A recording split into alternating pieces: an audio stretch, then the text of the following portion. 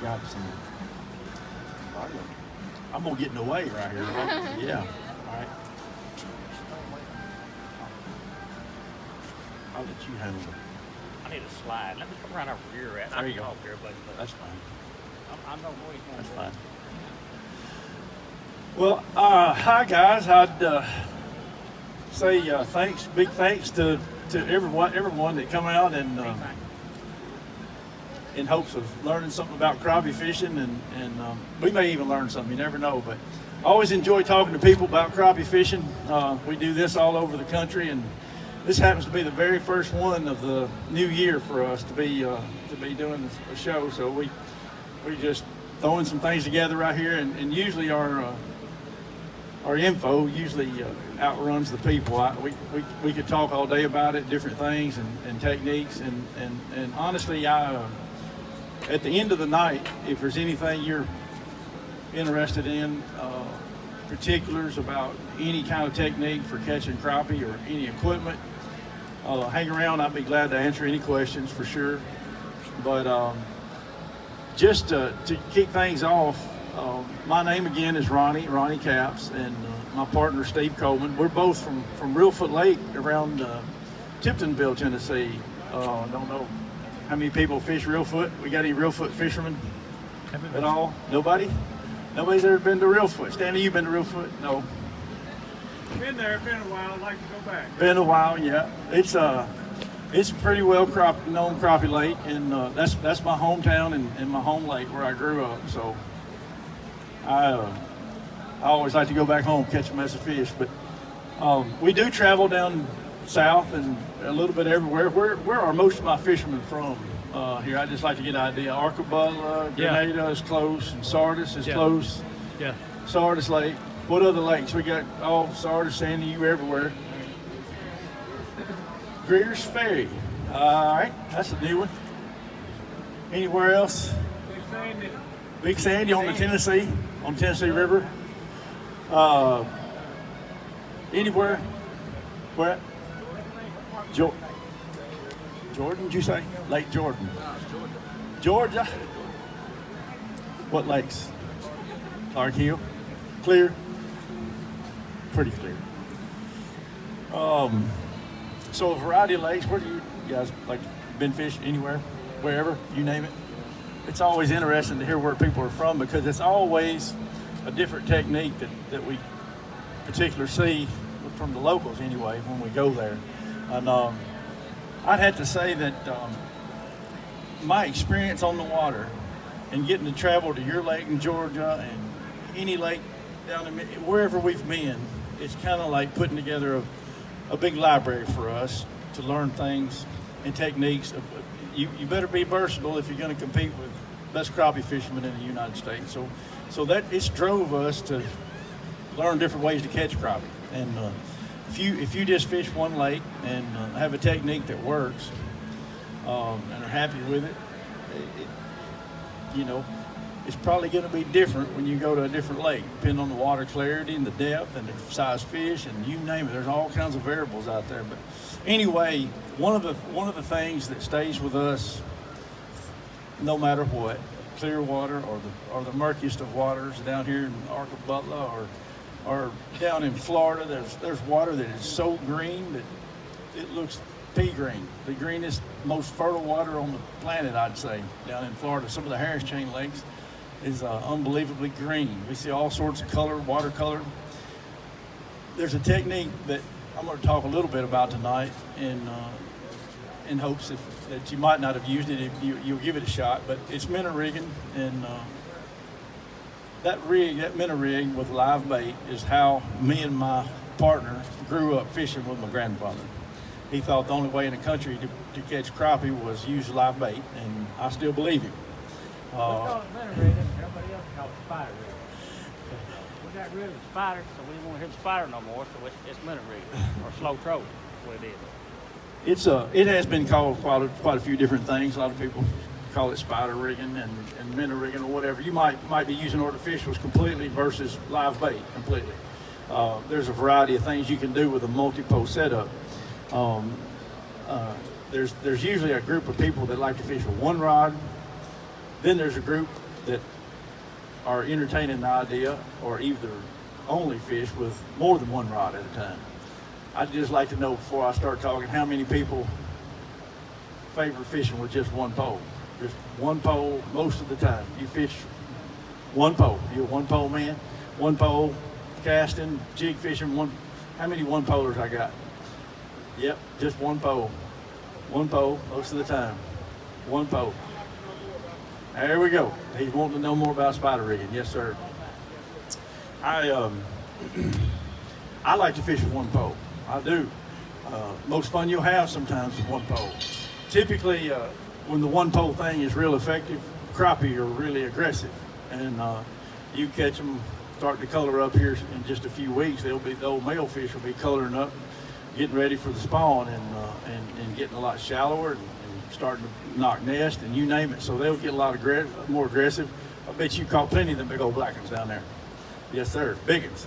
But there's no more fun than that right there, and it'll be in March and April and May, even into June. They'll stay. Old male fish will be colored up with all their war paint colors, and that's a fun time of year for sure. But competing is what me and Steve do. I mean, it's the competition over the years have driven us to where we are today, and really driven us to be better fishermen, if you will. I think.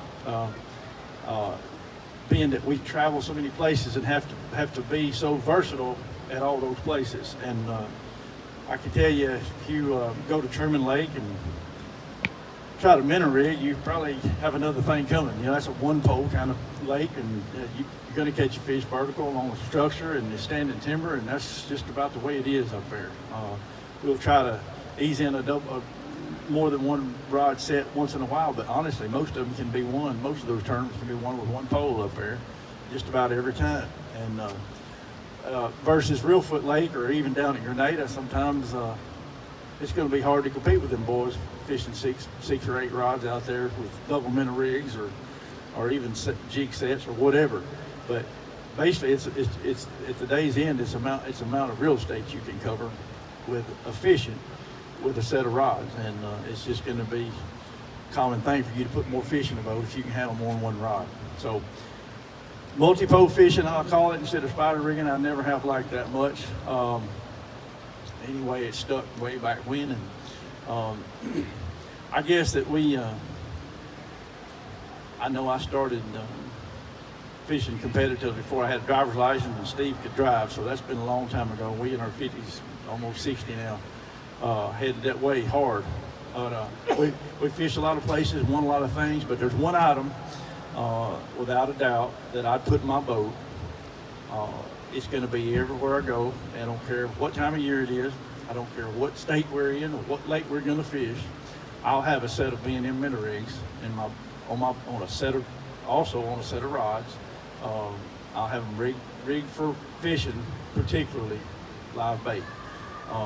That is one of my pieces of equipment that'll be on one side of my boat, and the other one will be a complete set of rods with a single jig set. And those two items, those two groups or sets of poles will be in my boat anywhere I go. I'll usually have something to cast with, and I'll also have something to vertical fish with. But boy, do I believe heavily in a live bait minnow rig. If you hadn't tried them down here at Sardis, you get tired shaking that one pole at them, they won't bite. Get you a few dozen minutes and get out there and give it a shot. I guarantee you. Talk about this double hook minnow rig. Give me a little history about that minnow rig and how it's made. You know, what's it made? All right, about the minnow rig, I keep on rambling. The minnow rig is now manufactured by B&M Pole Company. You can go to bnmpoles.com and order them off of there if you can't find them at your local tackle store. This rig is tied with 5 different sizes to it. There'll be starting with a 1/4 ounce. We'll move from a 1/4 to a 3/8 to a 1/2, then a 3/4, then a 1 ounce. Those sizes vary for different depths of water. Not only does the size of the sinker vary, the distance between hooks varies as well. As those rigs get heavier, the hooks are spread farther. Consequently, you're going to be fishing deeper water and cover more water of the water column. If the water happens to be clear it's definitely going to benefit you to cover more of the vertical water column. That's why they're spread apart. But also, as you migrate toward a heavier weight, the line size will be heavier on these rigs. I can't tell you how precise the things are tied. You look at it in the pack and just say, well, it's some line and a sinker and a hook wound around a little tie. But I'm telling you, a whole lot of thought went into the lengths of the droppers and also the lengths of the rig to fish a particular depth of water. It's a particular, I'm telling you, it's down to the inch on tying these things. But if you had never tried them, I recommend you give them a shot sometime when you don't have a big wind day. Get more than one pole, get 2 or 3 rods to start with, and get out in the open where there's no structure, like at Grenada, and just throw them out and go slow downwind. How about that? Handling the boat with these rigs is very important, just like it would be with you fishing with one pole.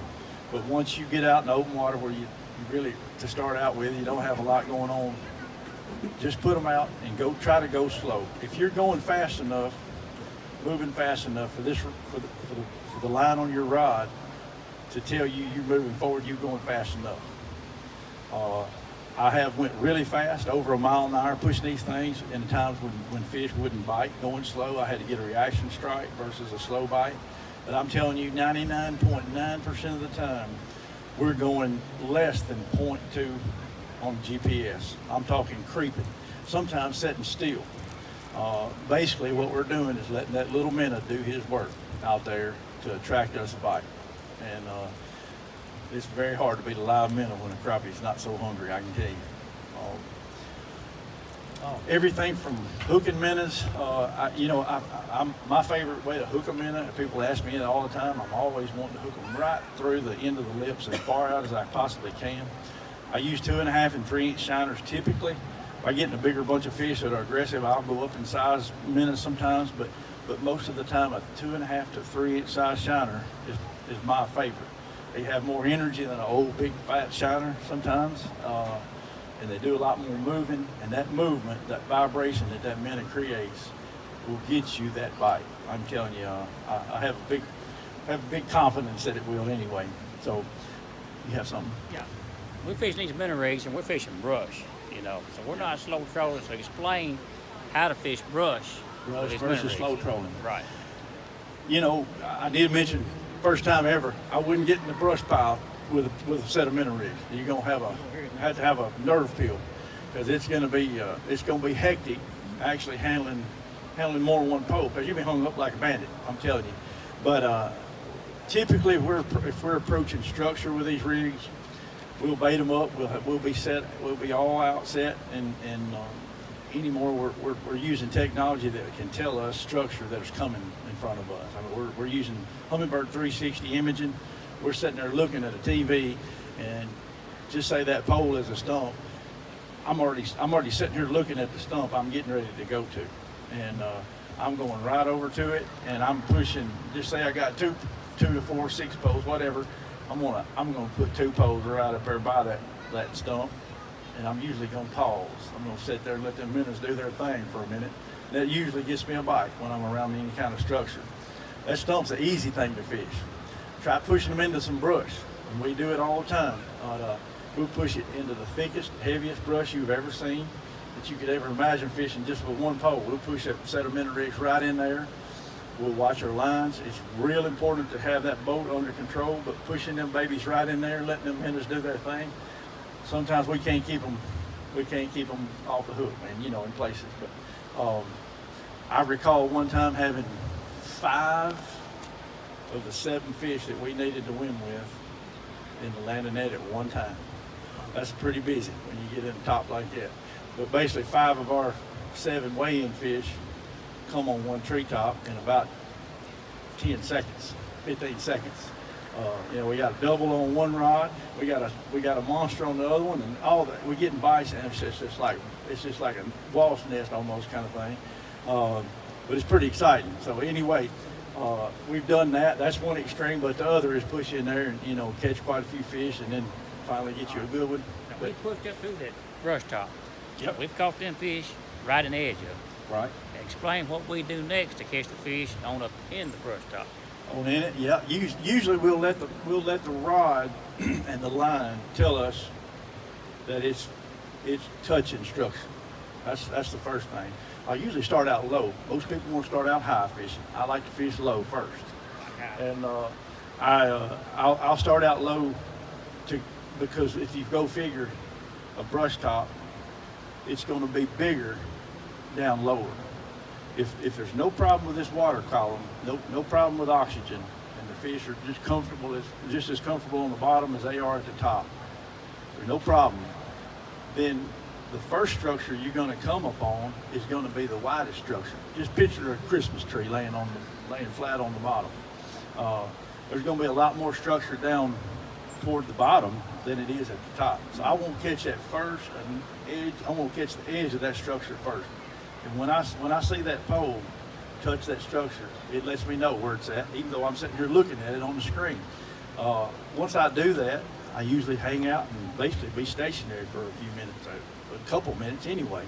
At that point, I'll usually lift it up like a crank or two, depending on how high the structure is in the column, and I'll get right up in the middle of it and drop it right down in it. You're going to get hung up. We're trying to get hung up. How about that? Hung up is a bad thing for a lot of people, but hung up is where the crappie live. And I have to say one thing about these rigs: they're tied on purpose with some of the lightest hooks that Eagle Claw makes. They're made with extra light wire, number 2 Eagle Claw 214 hook. A lot of people think it's too small a hook. A lot of people think it bends too easy, won't catch big fish. I promise you, I've caught plenty of 3-pound crappie on a minnow rig. We've caught, I don't know how many 3-pounders, but I've talked to some folks tonight just in the 214 range. You'll get there, I promise. I don't base my success on a 3-pound crappie. It's a great thing to do that. It's not too many people that's ever caught one 3-pound crappie, much less more than one. So we've been very lucky over the years. But I'm telling you to tell you this, that we've tricked some really smart fish over the years and won some really big money and won a lot of tournaments with these things. So I'd lift that rig, get it in the middle. I can't get a bite in the middle of it. If they're not buried up in it, like in October, November, in the fall of the year, they really want to bury up in brush. If I can't get a bite right there, I'm about ready to find the next one. But we'll just basically, I call it bulldozing. We push them right in there and expect something to happen quick. If it don't happen quick, I'll get it right in the middle. If it don't happen there, we go on to the next one. And I'll do a brush top that way. I'll do the same thing to a stump. It's typically not near as hard to fish. I'll push in on a stump. I'll usually pick my rod up if it's a stump that's midway, maybe from the surface up or down. I'll pick one rod. I'll reel one rod all the way to the top of that stump. Say some of that stump may be sticking 5 or 6 foot off of the bottom. I'll always try to fish on top of it, get a bait on top of it. But being precise about where you put bait in structure is really the name of the game. Most every time we get any clarity of water, or especially in the fall of the year, structure is very important. Now you get down Grenada in the spring, or even now too, where you've got some water that has a lot of dinginess to it, or stain, or color to it, you'll start catching a lot of fish that are suspended out there, and roaming fish that never even relate whatsoever to structure. I'm telling you, you could troll at Kentucky Lake in the fall and probably never catch one crappie up there in places. In the springtime, a whole different program, trolling up there. Those fish bury up in the fall hard in that cover. That's why most people have trouble catching fish in the fall, because they are so tight to structure. But in the springtime, they'll release and they'll get out. We usually have a lot more dingy water in the spring.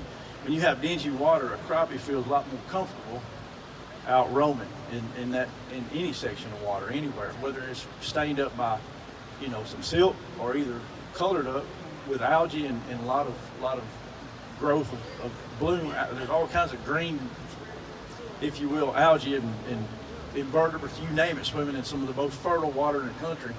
They actually just, Lake Washington is one it comes to mind down here close. You know how green the water can be down there? Those fish will suspend right out there, sometimes within inches of the top of the water, because they feel comfortable.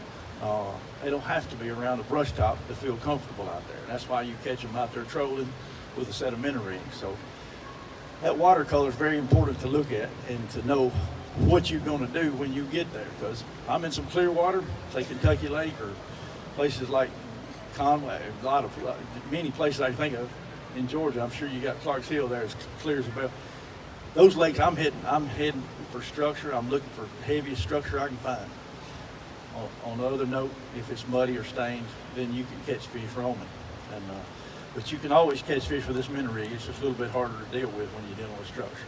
So, any questions so far? I'm really rambling a lot about this thing. I know a lot of people is interested in multi-pole fishing, but you talked about how do I get started. Really, don't try to put out 6 or 8 rods to get started. Get you a couple, just one, it's fine. Maybe 2, then try 3. Depends on if you're in any structure or not. But I would challenge you to get on a contour where fish are wanting to be, and try to stay on that contour with your trolling motor. It's usually better if you can go into the wind, hold your bow into the wind, and follow a contour, because you can control your boat much easier. The other side of that is technique-wise. When it's cold, we like to go downwind, which is a little tougher to follow a contour. But following some sort of stump line or contour or creek bed or whatever, typically it's just like hunting rabbits on a fence row. That's where they want to be, and that's where we try to put bait in front of them. So, We're fishing all these poles. Explain the setup on it. What's that? Explain the setup, like the rod holder. Set up the rod holder. Yeah. All right. If you hadn't got set up and never tried it, and everybody that fishes with one pole, it can be the most frustrating thing that you've ever done if you're not set up with a rod holder to hold these things. It's just impossible. But not to say that I hadn't done it, stuck them under my seat and set on the poles and tried to make it all work out a few times. But yeah, you got a question? Yeah.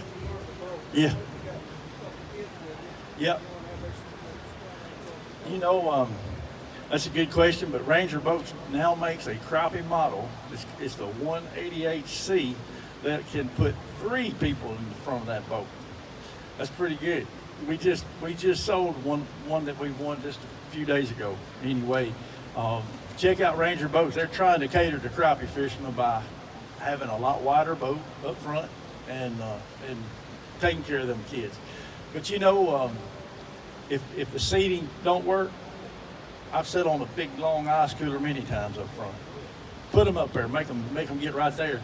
You get in the middle of them, put them life jacket on, especially this time of year. If you're crappie fishing, I recommend you put a life jacket on. Anybody, I don't care who you are, wear you a life jacket, because look here, that water is cold. I'm talking about it. You will not last very long. 50-degree water, 50 minutes, you got a 50-50 chance of living. I guarantee you it's colder than 50 degrees right now. So your chances are pretty slim. Put your life jacket on. I see plenty of videos been done, and you know, that's really one thing that don't jump out, but it hits home with me. I've been in the water plenty of times. A lot of times I shouldn't have made it out, but I did, so I'm standing here telling you, put one on if you get a chance to grab one, and make sure you get one that'll fit and you'll wear it. These inflatables are hard to beat. As long as they're good serviced very well, they're comfortable and won't get you weight. So that's my 2 cents worth on that. Back to minnow rigging, what did I leave off? T-bars. T-bars on the rod holder. Make sure you get some sort of setup in your boat for holding the rods. Even if you're going to try with just a couple rods, 2 or 3, it's probably just as well off to try the independent holders. There's all kinds of rod holders out there. Some of the older ones, the old-fashioned kind of way, is on the market, and people are buying the fire out of them still. But I'm telling you, this crappie sport is migrating toward independent rod holders with multi-pole fishing. Me and Steve have come up with only 2 independent rod holders on the market. There's one that's made by Driftmaster. They're a great holder too. Tight Lock is the other, and the Black Widow, that is our other holder. both those companies have taken our idea and put it out there for people to use. I can tell you by separating each pole, what you have is a single unit that you can tell what's happening on. If you have a T-bar and you're trying to deal with one of the rods, whether it's a fish bite or a hang or any kind of disturbance on that T-bar, you're also disturbing your other 3 rods. It's a very small thing. Some people it don't bother them one bit, but I'm telling you, at the end of the day, you'll catch more fish and have a better time and learn more, really, being able to keep each pole separate. That's almost a must. I got in a boat after a couple years using independence. I got in a boat that I had to borrow because we blew an engine, and it had T-bars in it, and I about had a stroke because it was late daylight and dark to me as far as comparing the two. So anyway, if you get a chance to get set up, I recommend, if you can afford it, go on and get the independent rod holder. Get you about 2 or 3, and you should be ready to go, and then you'll have to get 4 or 5 later. But any other questions? That's good. Explain how your pole is supposed to look on the water. Yeah, I mentioned the independent holders. It is really important when we're rigging, I call it rigging, whether it's a set of jigs or rigs, to keep every pole equal, I guess you would say. There's a distance preferred by us, whether we're fishing a big open flat or we're fishing structure. We'll pick a distance. A lot of times our poles will be really tight. If I'm trying to fish a contour that, I want to be right on the drop and it's a real sharp drop, I try to get my poles to that drop and I stay right on it. This pole out here is never going to get a bite, typically, and the one on the far side is never going to get a bite. It's wasting my time and me dealing with it. But anyway, what I try to do is scrunch everything up, if you will, if I'm fishing tight structure. As opposed to that, I'll spread everything out. But the tip typically is about 3 inches from the water. That's on a good calm day. If it's white capping out there, sometimes it's got to be a foot off the water to keep from hitting the water every time. Whatever distance that you can put your pole out there and keep it from hitting that water to disturb it, keep you from taking the bite, then that's where you kind of want it. I like it right down at the water's edge, but I like them all the same. That way, when you make a scan, you'll learn how to start looking across a set of rods. If anything's different on one, man, you can pick it out so fast. I can see a bite. I can be looking over here and you see a bite. That's how tuned up you get after a little while fishing. Can't explain it, but it's happened so many times. It's the craziest thing. When you feel yourself do this. After you fish for a while, Stanley, I'm telling you, you'll be looking over here and you will feel a bite over here, and it's on, and you've never really seen it. It might have been something happened. Maybe it was a vibration or whatever, but you can go right to it, and that happens kind of after we've been fishing quite a few weeks. But you'll see what I'm talking about maybe if you try this. Yeah. Yeah. What's the benefit of having the rod tip close to the water? Close to the water. Well, first of all, when you do get a bite, to set the hook, you don't want to start setting the hook with the rod in the air. You want all of this you can get, because I'm telling you, the rods that we're using are very flexible, if you will. They will be unlike any bass rod you hold. If you hadn't used a BGJP before, it's going to be plumb squirrely, if you will, when you get a hold of it. There's stiffer rods that B&M makes. There's even a super stiff that's just come out, and I believe you could pick up a 5-ounce weight out there and it won't bend. So you could migrate anywhere from basically a BGJP you put an 1/8 ounce jig on, it'll bend the tip. A 1/16, it'll bend the tip barely, maybe. That's how light it might be, all the way to the other extreme, like I said. So you have to find a happy medium according to what size rig you're using. And we also have our custom pole that's made especially for minnow rigging. I don't think Bass Pro has them in stock. You can find them at bnmpoles.com on the website. Call down there, I guarantee you they'll have them. But if I was starting out I would probably start with a 12-foot length rod, just because it's a whole lot easier to handle. And after a while, you'll be wanting 14s. Down in Mississippi, I'm telling you, a 16-foot rod is way more efficient than a 14. It just depends on the lake. It depends on the amount of structure you're in. If I'm in heavy structure, my favorite's a 14.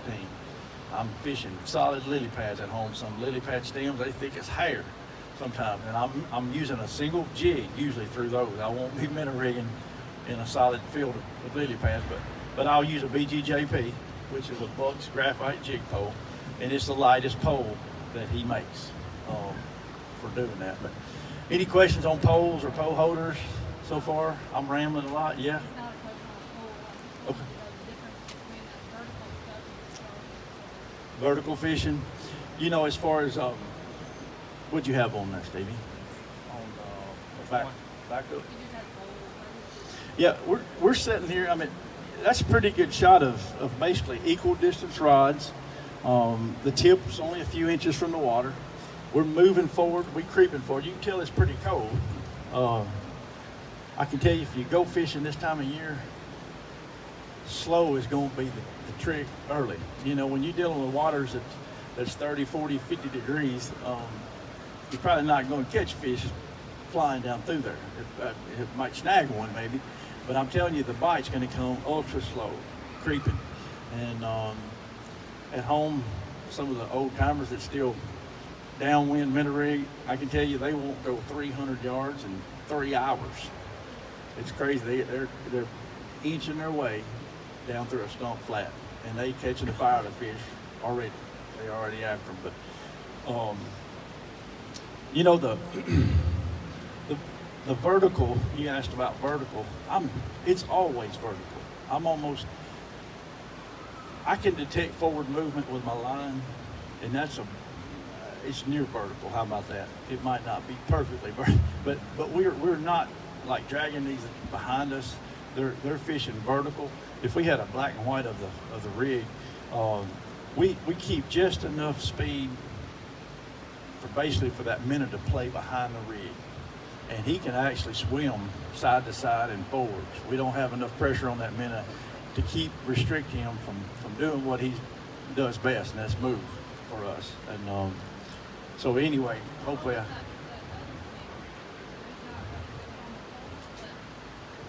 run it back. The rig. This is a shot of the rigs. They're tied on a little winder. There's 2 hooks on that. There's a swivel and a sinker. I get a package racing around. Yeah. But this is what they'll look like now. By the way, this is a new soft pack that just they're packaging them different. They used to be packaged in a hard pack. But you'll see some of those on. You may have seen these in the past, but anyway, the rig has been put in a soft pack, a whole lot easier to handle, a whole lot easier to put in your tackle box. But again, I'd have to say, there's one thing in my boat that I'd say, okay, I'll fish one thing only. I'll fish all over the United States, and that's going to be it. It'd be this. I'd pick the minnow rig. I would, and I could alter that to fish about anywhere, anytime. But look for them in a pack. They ought to fit a little better in your tackle box, Stanley. Yeah, they will. What?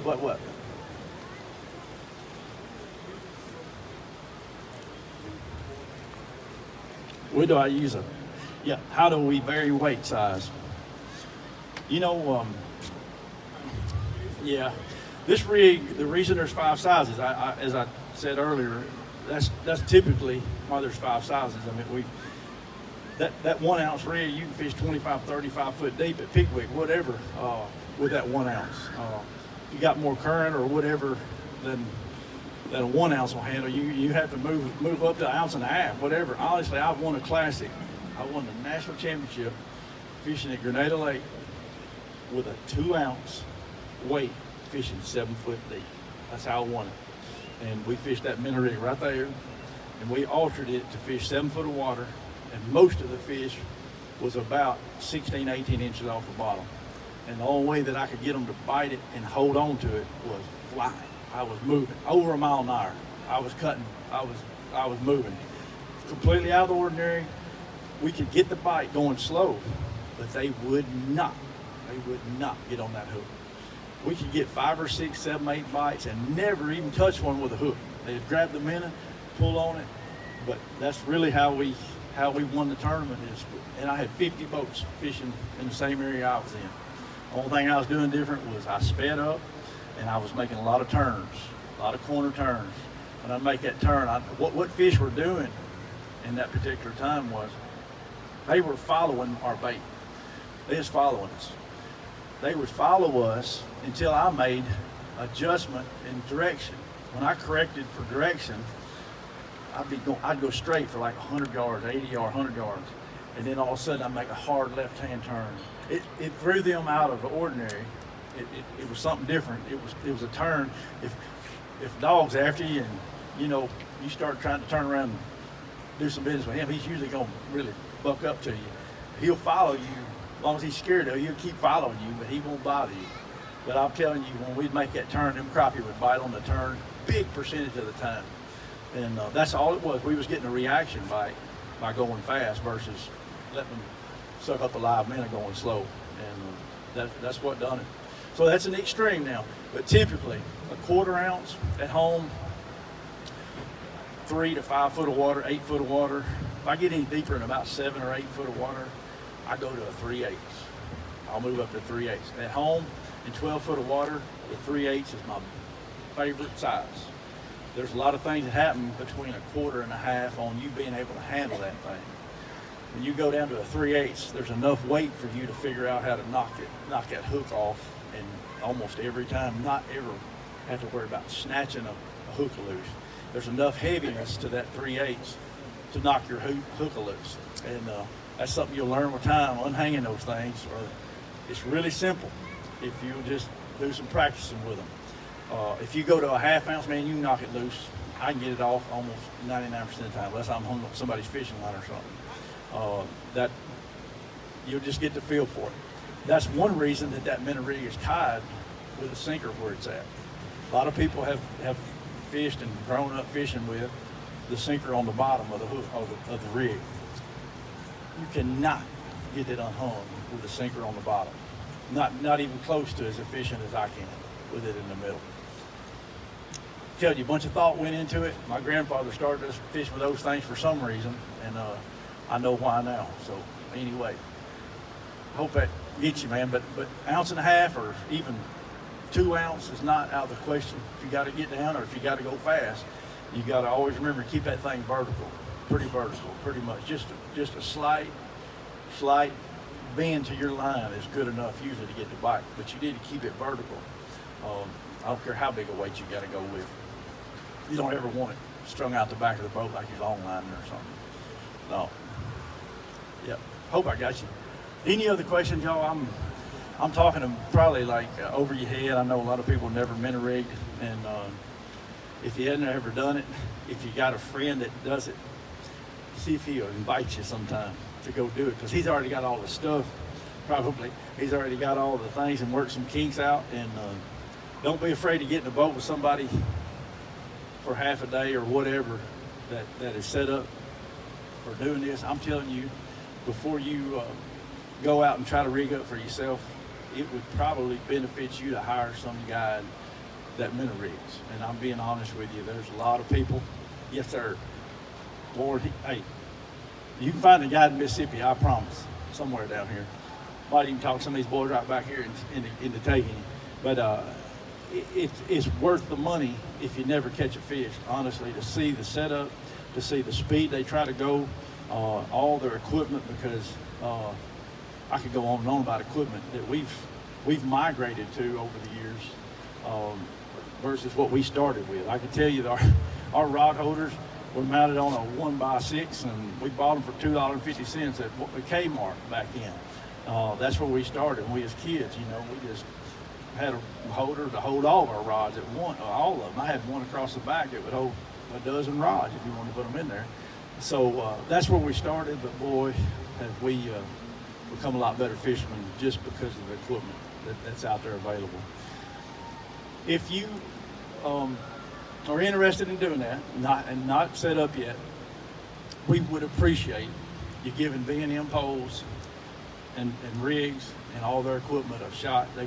They're one of the first crappie companies basically to make crappie fishing tackle and poles and rods. Are some of the best ones, in my opinion, on the market in the country. And I won't never forget migrating from the cane pole to the first B&M telescopic crappie pole. What we got at Reelfoot was a 10-footer. I don't know if anybody ever remembers some of them, but they were 10 foot long and they were telescopic. And we thought we was, yes sir, the old green ones. We thought we was, yes sir. Some of you wind that line up on the two little. Anyway, that's where we started, but we really thought we were uptown when we got those 10-foot telescopics. But boy, have we come a long way since then. You can put any kind of reel on that rod that you want. B&M also makes reels that are low-cost reels. They'll get you by for a while. The best reel for minnow rigging, in my opinion, I'm a spinning reel guy. There's a lot of people that also use bait casters on these, which I don't like for a few reasons, and that's personal. But I'm telling you, I would rig this rod with a spinning reel, and I would rig it with whatever the lightest one on the market is. But I'm telling you, there's a 6920. There's a 6920 that is made by Fluger. It used to be a 6720. Now it's a 6920. That's the smallest one that I can find. Y'all know anything different than that one? Not 60. That's about the smallest one out there. And I've got some of those that have lasted me for more than 6, 7, 8 years, and I'm rough on them, bad rough on them. It's a Fluger 6920. If you find some old ones in stock, they'll be 6720s, but it's the smallest spinning reel that Fluger makes. That's what we use. If you're going to single pole fish, he showed you a reel right there that'll get you by, the lightest one that's out there really. And you don't need much line for single pole fishing. A lot of you doing that. No need to have a spinning reel at all. But I'm telling you, if you're minnow rigging, you're going to need some line to get to some depth. You're going to break some line off. You need a spinning reel. You need to know the gear ratio on it. How many times, when you crank that thing one time, how much distance you're gaining. Everything is real important as far as depth on fish. When you do find fish biting, you need to go back to that same depth, the same place. And my technique for doing that is I'll drop a minnow rig or a jig set, whatever. I'll drop whatever my bait is to the ground. I ain't got to worry about it if I'm trying to measure it on a pole. I hit the ground first, and I start at the ground coming up. But typically, minnow rigging this time of year, I'm gonna be within a few inches of the bottom to a few inches of the bottom. That's where I'm gonna start, and I'll probably usually stay there. I know at home they right on the ground. They're gonna be down low. If you get a real warm sunny day, you'll see a lot of fish start suspending during the daytime. They'll come straight up. You're getting a good quiet cove somewhere. I've caught them right on top of the water at 12, 1 o'clock in the day when it's the warmest part of the day, and you couldn't get a bite there that morning, but the fish basically rise in that water column because of the warm water, and it's just like you're going to go where there's warmth yourself. They want to be comfortable, and they will move vertical this time of year. I've been fishing around the cove before, and it'd be half frozen over. The back half is frozen over, and catching fish within a foot of the surface in the midday sun. Now I've done that. It's stained water, but we've caught them right on top in the wintertime too. So that minnow rig will tell you a lot. There's a few things it'll tell you having two baits. If you're fishing in the fall and you got some bad water, you're fishing down low, you start out on the bottom like we typically do. If you're in the bottom, on that bottom, and you got a live minnow on the bottom, that minnow, if he don't have some good quality water around him, you'll pull him up after a little while, and he's liable to be crinkled up. He's liable to be really weak. He'll turn really light color. You can look at your bait and tell if it's good, if it's in good water. I can look at a minnow when I pull him out of the water and tell if he's been stressed. And that one thing in itself, having a double minnow rig and fishing at a particular depth, can give you a lot of information on water quality down there where the fish want to be. Typically, I'll start out low though, like I said, no matter what time of year, I'll start low, and then I'll start coming up. But if all my fish start coming on the top hook, and I never get a bite on the bottom, and I keep fishing the same depth, if I catch very many fish on that top hook, it won't be too long till my other hook will be right there where the top hook was, and I'll keep trying to migrate to where I put that rig in a position where both hooks will get bit. There's no sense in wasting time down here if I'm not getting bit low. I want the rig where the fish are, you know, and that's a common thing. But using that live bait and letting that rig tell you that info is very, very important. It'll save you a whole bunch of time. So I've really rambled about one thing, and there's a million things that I could talk about. Anything question-wise that you'd like to ask me, particular, yes, sir. How about spider troller? Where you been? That's what we've been talking about the whole night. No, I'm kidding. I'm kidding. Looks like you getting ready to do it, man. You got a whole boatload of poles. You have you ever been with somebody that did it? Have you ever done it? New World. You got to come back tomorrow. I'll have a lot for you. Honestly, take your time now. Don't get in a big hurry to buy some cheap stuff. I recommend that. I don't call what you got cheap. I don't even know what you got. But I'm telling you that if I can help you. I can help you. I don't have time to go back through a lot of stuff, but I can help you. How about that? You stay after this is over with, and I'll try to point you in the right direction. Yes, sir. What? I'm here for a whole day, whole night tonight, and all day tomorrow. When I'm done right here, I'll talk to you. Be glad to. But I'd love to answer any question that anybody else might be interested in right now. Other than you've never done it, right? Got quite a few that's never done it. Honestly, I cannot compete on these tournament circuits with one rod. I can't. There's very few places that I could. I'm gonna get beat almost every lake if I try to fish with a single pole. There's a few lakes that, yeah, I could be a little competitive, but more often than not, crappie fishing, tournament fishing is more than one pole. There is one pole crappie tournaments now where everybody has to fish with one rod. That's a lot of fun too. But I'm telling you, people are putting a lot more fish in their boat fishing with more than one rod. They're able to handle more than one rod efficiently these days just because of the equipment that we've got. The depth finders are migrating every year to unbelievable. I can't believe what I'm seeing in front of me now. So I can't imagine how much better it's going to get. But I know where we started and I know where I am now, and it's a whole different world. That's why you're seeing some of the biggest stringers of crappie that's ever been caught in history being weighed in these days. We just have the equipment to do it with. So picking the right equipment though can save you a bunch of headache, I can promise. Be glad to help you too. Yes sir, more money in the long run. I'm with you. I've seen people go buy $10 crappie poles. It wasn't even a week that went by till they was back there buying, a whole lot nicer quality rod. So don't make that mistake. But also the pole holders, there's a lot of other things. I'll be glad to help you though. Y'all got some questions? Come on now, Stanley. I know you got some questions. Oh, come on. I got a question for Okay, you. When will you fish jigs as opposed to the double minnow rig? He asked when would I choose a jig set versus a double minnow rig. The first answer that I got for you it would depend on the structure. There's absolutely no way to fish a minnow rig through some of the structure that we fish. And the other answer would be depth. There's absolutely no way for me to fish with a 16th ounce jig set or 8th even in 25 or 35 foot of water and be efficient. I say that. So most often depth and structure are the two things that determine which one I'll pick to start with. Not to say that I can't fish a 16th ounce in 35 foot of water, because I can, but I better be fishing right on the fish. I can't have no room for wasting time at that depth.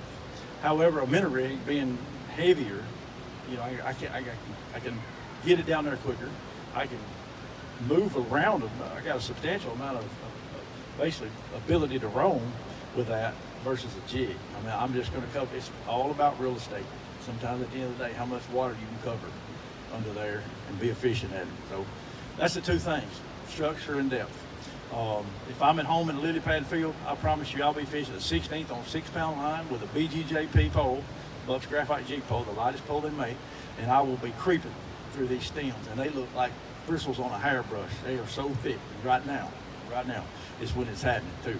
We're fishing about 18 to 2.5 foot deep, depending on where we're at. 18 inches to 2.5 foot deep at the most. We'll be creeping. Those pole holders that I mentioned to you, I'll be constantly adjusting poles according to the thickness of the pads that I'm approaching. If I see a real spot that I know I can't get through, I'm constantly adjusting. Or I might bunch them all up when they're thinning out to get in a spot that I see some under the water. They want to be in the thickest structure. That's where I want to be. But I can't stand so much structure that I can't fish too. So it's a happy medium. But being able to be flexible with those rod holders means so much to adjust to the right. It's just a juggling act to deal with one rod if you hadn't ever done it. But after you do, man, you're gonna need some help. You're gonna need 3 of them boys sitting right there with you, because you need some help, honestly. And typically, most people at Reelfoot, they'll guide people with 3 people sitting side by side in front. The guide sits in the middle, and the 2 people that he's helping will be on each side. There's typically somebody behind if there's 3. You'll put them on the back seat, and then they'll rotate them during the day. That's kind of how it works. But that's a typical way at home, for sure, from Reelfoot. Yes, Dan.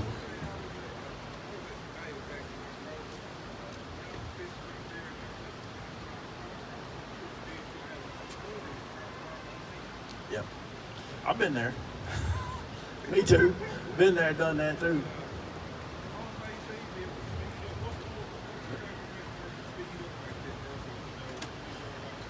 Man, you know, it's trial and error sometimes. You just have to try.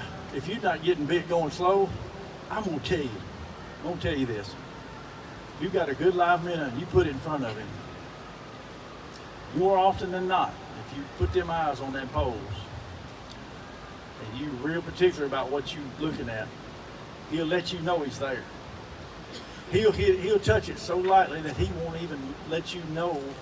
He won't even knock a scale off your minnow. He'll nose it. He'll let you know he's there. I've had him do this. On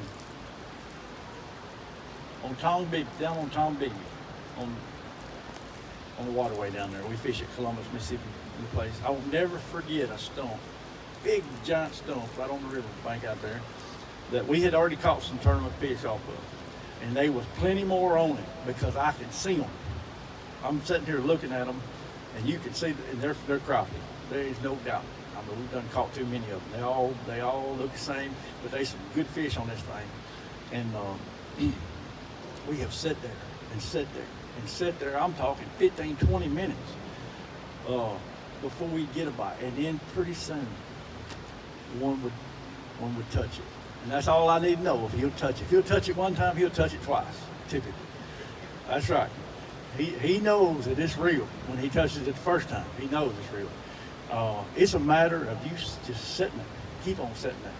If that gets to you, leave for about 30 minutes and come back. But be hard-headed when you know they're there. The ones you need, you better not leave them. It's hard to find the ones you need, I'm telling you. We sat on the treetop in the final tournament of this year for more than 45 minutes. I think it amounted to about an hour and a half. The last day of the tournament, we needed to fish, I'm telling you. But we was there for more than 30 minutes before we finally made one bite. This particular piece of structure done been fished by everybody, I think, in the whole tournament. Honestly, I think everybody had their hand in it. But it had the right ones there. The right ones lived there.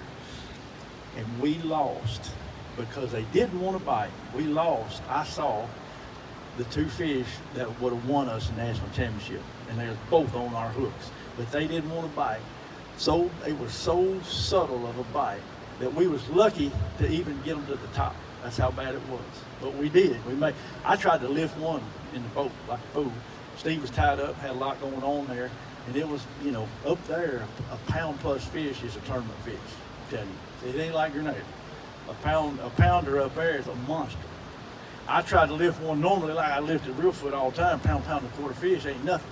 And it was a quick deal. He bit, I got him. I mean, when you set the hook, this has got to be a precise kind of. I'm talking about you got to be on your toes to catch fish that won't bite, don't want to bite. So anyway, we hook him, and I just tried to bring him on in. He hit the trolling motor, fell in the lake. My heart fell through. But it wasn't a second after that he had bit that Steve done the same thing, except his was a whale. I'm talking monster. I'm talking about that one fish. Not forget mine. I think that one, now hindsight, it would have been real close to winning us a national championship right there. And that happened in like 2 minutes. He bit right behind the one I had, and lo and behold, just about the time I got the net to the water, his come off. We're using Gamakatsus, and I guarantee you when one touches it, they'll get on it most of the time. But I'm telling you, they didn't. They would not. They didn't want to bite it. We was lucky to even get them where we got them. But that's how hard that a pressured fish sometimes is to catch.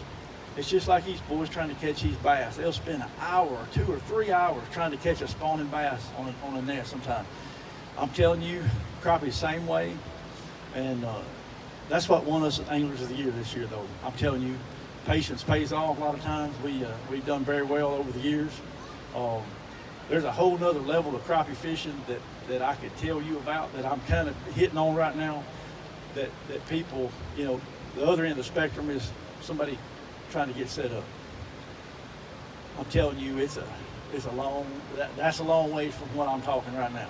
He'll be years figuring out what's going on with a fish like that. Very hard to catch him, I'm telling you. Yep.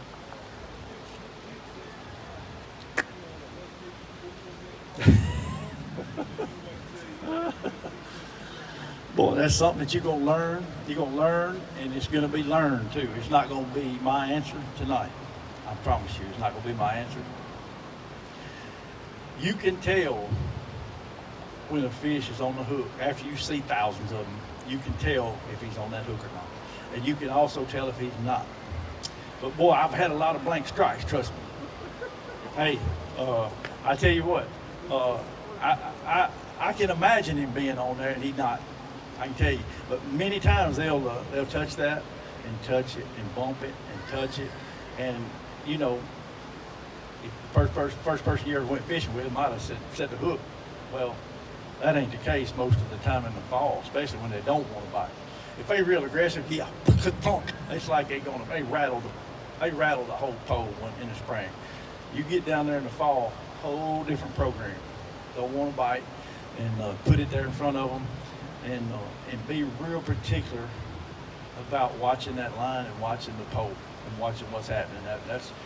But I can't tell you, the answer is you better watch it and imagine what's going on, because what happens usually, if he's pretty aggressive, he'll sucker up, but he'll immediately get rid of it when he feels something that's out of the ordinary, like a hook. I always say it's like me taking a bite out of a hamburger and getting a cockleburr. I'm getting rid of it too, right quick, But what you got to do, as soon as he thumps it, you got to be ready. I mean, you got to be quicker than Rick Clunn ever thought about being, because you got to get from basically here to the pole and set the hook. He got it in his hand. He can do it when he feels it.